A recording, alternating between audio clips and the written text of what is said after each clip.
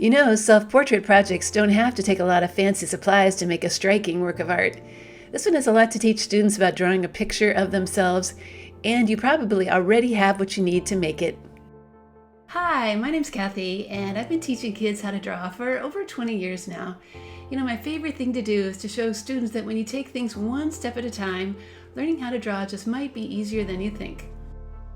Here are the supplies you need to make this drawing: just a pencil, black marker, and drawing paper. You can also find a link to a step-by-step tutorial in the description below. It even includes an extra sheet with some pattern ideas. I've made some center pencil guidelines on my paper, which do come in handy, but you can also just fold and crease your paper in half too to make some creased lines to follow. Step number 1. The first thing to draw is the bottom of the face. I'm going to make marks on the center line for how wide it is and how far down it goes, and then slowly connect those dots with 2 curves. Step number 2. Next, we're going to add the eyes and begin with that outer shape. It does help to plan them first with dots and make sure they're about an eye width apart from each other before connecting them. Then we can come back and add the inside circles and tuck them up under the lid a little bit so that the eyes look relaxed. Step number 3, it's time to add the ears. We're going to draw one on the left and one on the right, and make sure the top of the ear lines up with the eye. Step number 4, now we can add the eyebrows and nose. The brows go above each eye, and that nose should be about halfway down between the eye line and the chin. Step number 5. There are many ways to draw a mouth, but it should be centered between the bottom of the nose and the chin. I'm going to draw the center line and then the lip above and below.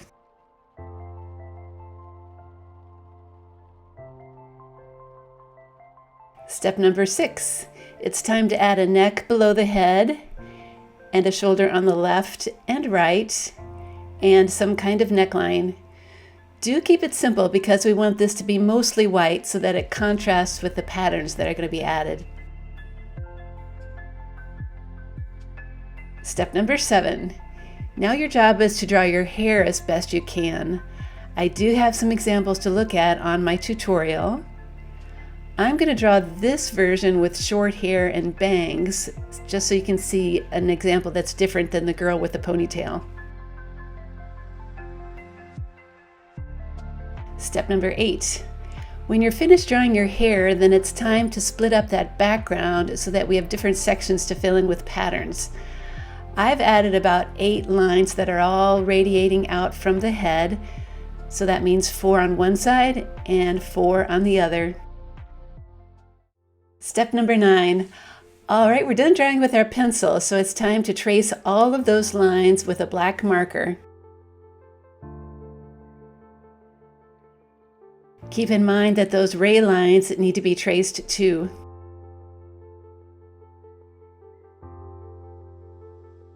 When the tracing is done, do take a moment to erase any pencil lines that are still showing. It'll really make your drawing look a lot neater. Alright, all that's left to do now is to take that black marker and start filling in each background section with different patterns. I'm going to start with these swirly shapes and try to make them pretty close together so it looks really dense.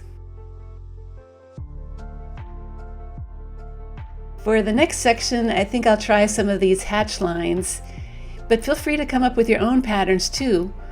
Whatever you do though, please take your time and try to make things really close together without touching.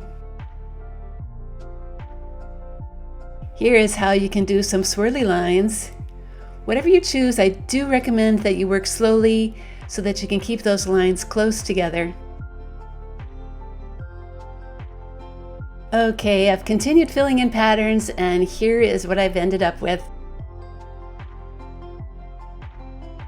It did take some time to fill in all those patterns, but I think the results are so worth it. They really make a nice contrast with those mostly white faces.